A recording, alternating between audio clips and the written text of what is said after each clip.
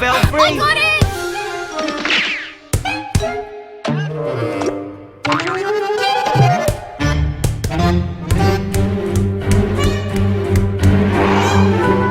Is this far enough, Luther?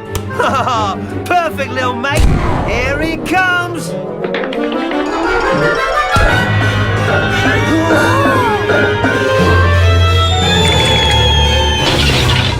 Uh-oh. Wasn't that Theo's Priceless porcelain statue. the one he told us never to? Go near, touch, or hit with footballs. What are we going to do? Move to the North Pole. Maybe we could tape it back together. You're a genius, Belfry. Perfect. Theo will never know the difference. Oh, what about these, Luther? Huh. Where'd those come from? No matter. Let's hide before Theo catches us.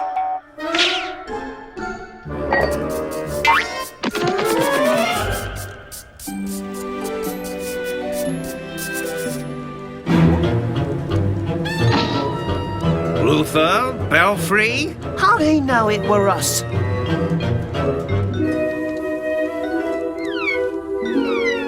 Which one of you two did this? Luther made me do it. What? I never did.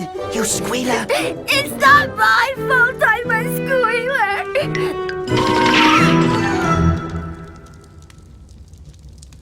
They're not that different from people, are they? When we break one of God's commandments, we often want to excuse our sin rather than admit to it, don't we? Have you ever heard someone say, I'm not as bad as that chap, so I can't be all bad?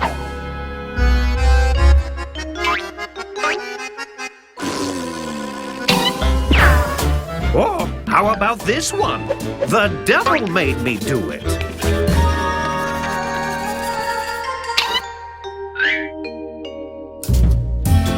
Here's my favorite. No one's perfect.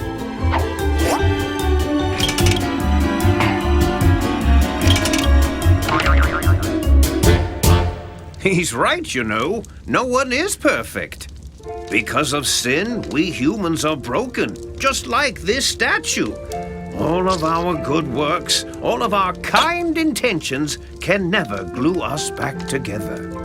If only God could somehow make sinners righteous without violating his holy character and justice. And that's exactly what he did through a process known as justification. Big word, eh? Imagine that you are standing before a judge for a crime you've committed. You are guilty. You know that you deserve punishment. But then someone steps forward and says, I will pay his debt. I will take his penalty upon myself. This person will be as though he never did wrong. Imagine, to your amazement, that the judge accepts his offer and declares that you are no longer guilty, but righteous. This is justification.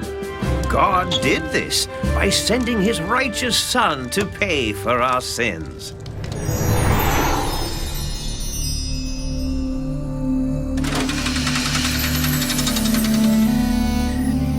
The Bible tells us that there were two thieves who were crucified with Jesus.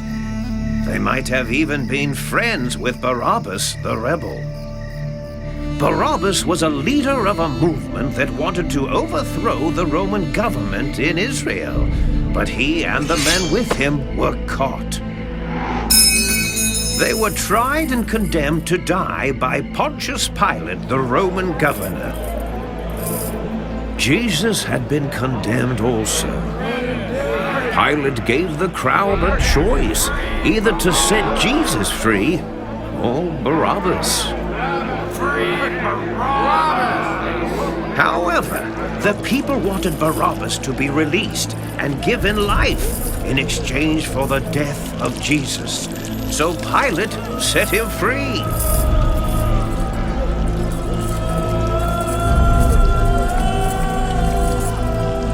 several of the people and soldiers at the crucifixion hurled insults at Jesus, saying things like, "He saved others, let him save himself if he is the Christ, the chosen one of God." Even the two thieves mocked Jesus, saying, "If you are the Son of God, come down from the cross and save us." But instead of returning their insults, Jesus said, "Father, forgive them, for they know not what they do." This made a big impact on one of the thieves. He was suddenly ashamed of his behavior and began to feel guilt for his sins. He told the other thief to stop insulting Jesus. They were guilty of crimes worthy of death, but Jesus was innocent.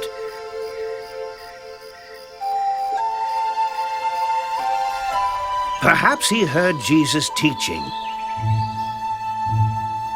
or had witnessed him healing the sick, or one of his many acts of kindness. We don't know. The Bible doesn't tell us. But one thing we do know, something changed inside him while he was hanging on the cross beside Jesus. God opened his eyes to believe that Jesus was indeed the Messiah, the Son of God. For he said to him, "Lord, remember me when you come into your kingdom." Because of the man's faith, Jesus turned to him and said, "Truly I say unto you, today you will be with me in paradise."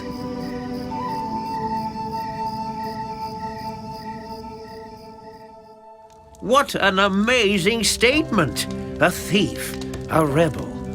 His miserable life at an end. He obviously had not earned God's favor by any good works. And yet, in that moment, Jesus took his sins upon himself, and God declared him not guilty. What's more, God clothed him in the righteousness of his Son, whose death satisfied his holy justice, and the thief entered the kingdom of heaven. This is justification. There, good as new. I don't get it. Theo let us off the hook. He said he loves us, even when we mess up, Luther. Go figure.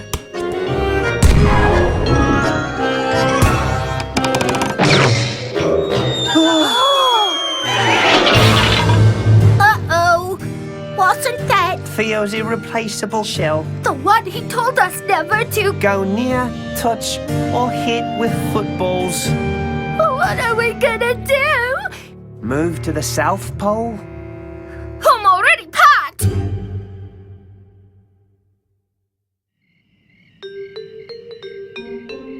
It's amazing.